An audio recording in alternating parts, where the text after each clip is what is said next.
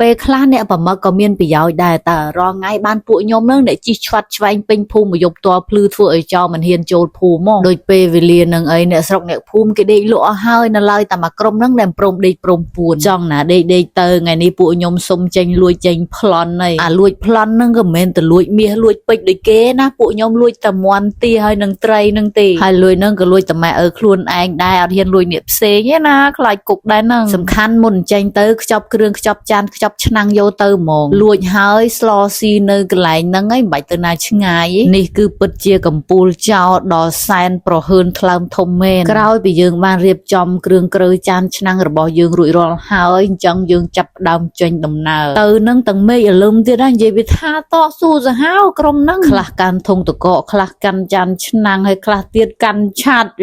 មានមកកាផ្លេណាហើយផ្លូវអាខែភ្លៀងនឹងទៀតមានទៅស្រួលណាលោកជិះតែមិនស្រួលដួលបែកតពោខ្ទេចអស់និយាយមិនទាន់ផុតពីមាត់ផងហ្នឹងដួលមួយបាត់ឯនឹងសង្ស័យបែកពងក្តោឲ្យដឹងចង់និយាយថាដួលត្រឡប់តលិនត្រឡប់ទៅលួសបត់កប្រមាណតង់ក៏អត់ចេះរៀងមិនដែរក្រុមហ្នឹងមើលផ្លូវមើលមិនមែនស្រួលទេណាកន្លែងខ្លះគឺត្រូវនាំគ្នាជួយលើកម៉ូតូឆ្លងសិនសួរថាអ្នកផ្សេងគេធ្វើបានអត់មានពីណាគេមកធ្វើអញ្ចឹងដោយពួកខ្ញុំបាន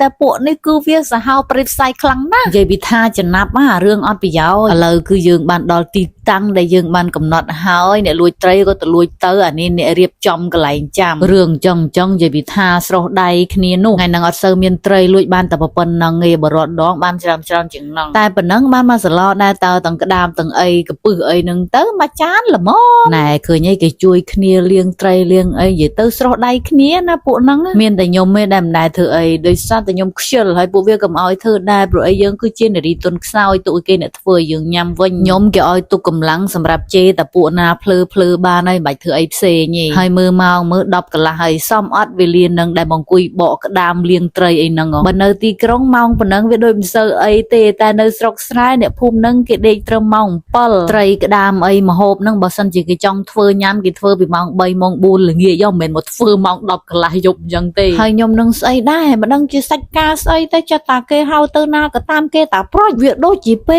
កហួសចិត្តចំពោះខ្លួនឯងជាខ្លាំងឲ្យតែគេនិយាយថាមកឡើងម៉ូតូមីនេះមិនដែលប្រកែកមិនទេគឺតោងចង្កេះគេពីក្រោយទៅ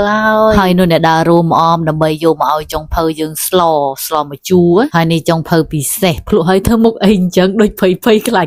សំខាន់អ្នកដេកចាំស៊ីស្លមកជូរហ្នឹងឡើងដេកលក់មួយសាយហ្នឹងវាដល់ថ្នាក់ហ្នឹងសឹងតែមិនគួរឲ្យជឿបើមិនជួបផ្ទាល់នេះហើយជីវិតជាចោលលួចគ្រឿងខ្លែមិនមែនស្រួលទេអ្នកគ្នាអើយឃើញអត់ទាំងភ្លៀងទាំងផ្គរគឺលំបាកវេទនាណាស់ចឹងហើយមិនបាច់មកចង់ចូលធីមចូលអីជាមួយខ្ញុំទេឃើញឯវាអត់ស្រួលឥឡូវនេះស្លមកជូរកូនត្រីរបស់យើងបានឆ្អិនហើយអ្នកគ្នាចង់និយាយថាជាតិសាហាវចង់ភៅប្រចាំធីមខ្ញុំអ្នកធ្វើឲ្យមិនឲ្យឆ្ងាញ់ម៉េចហើយថ្ងៃនេះគឺជាលើកទី1ដែរដែលពួកខ្ញុំអត់ពិសាគ្រឿងសវឹងទេយីមែនយើងគ្រាន់តែមក